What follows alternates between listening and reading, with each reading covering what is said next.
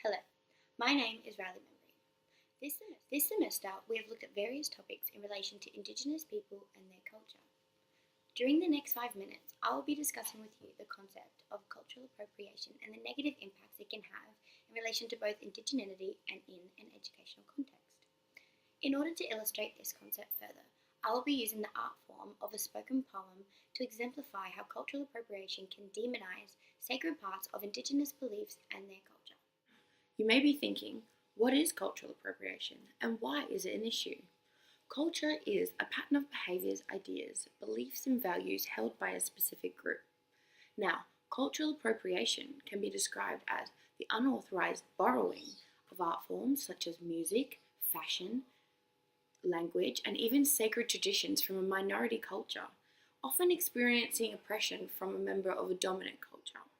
Now, in simple words, it's the act of taking or using something from a culture that you don't belong to, a culture that you don't understand and that you are not showing respect to.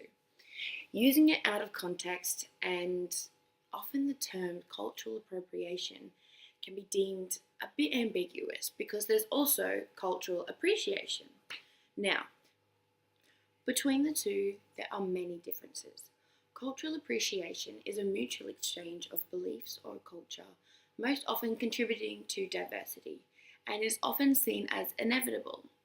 Now, cultural appreciation is done out of admiration with no intent to disrespect at all.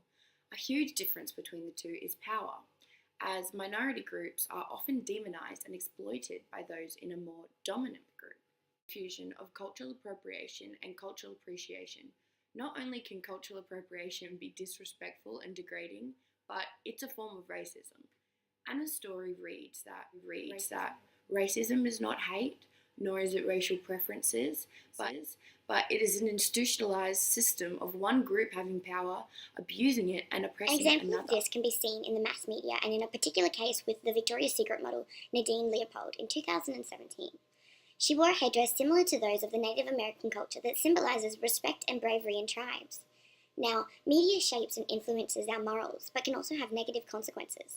Inaccurate portrayal of culture can not only be destructive to spiritual values, but can reinforce stereotypes, misrepresentation, and racism. With social media becoming such a huge agent in socialization, students' lives, cultures, and indigeneity should not be mocked or used in inappropriate ways, such as cultural appropriation.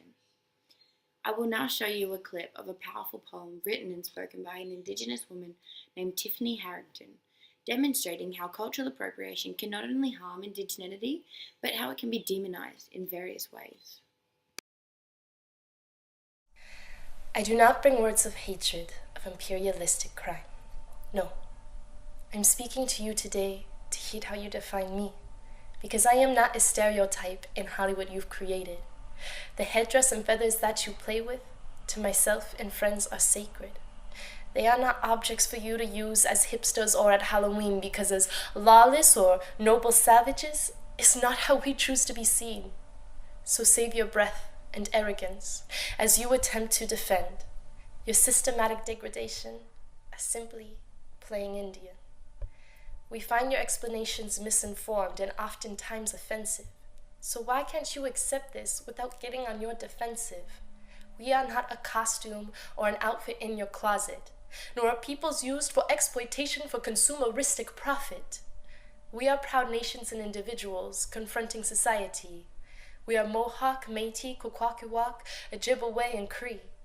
The list goes on of who we are, but this I guess you'll never know. Because you'd rather assimilate and create for yourself an all-new low of how far you're willing to let discrimination go when you replace our discontent with plastic arrows and wooden bows to think critically of how we're cultures and not just something that you wear.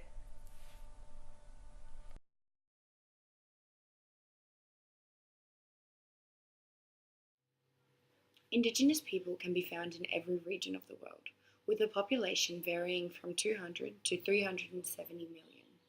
And as pre-service teachers and powerful agents of socialization, it's in our code of ethics to demonstrate respect and care, which can be done by eliminating any chance of discrimination in our classroom, any chance of disrespect, and just celebrating diversity.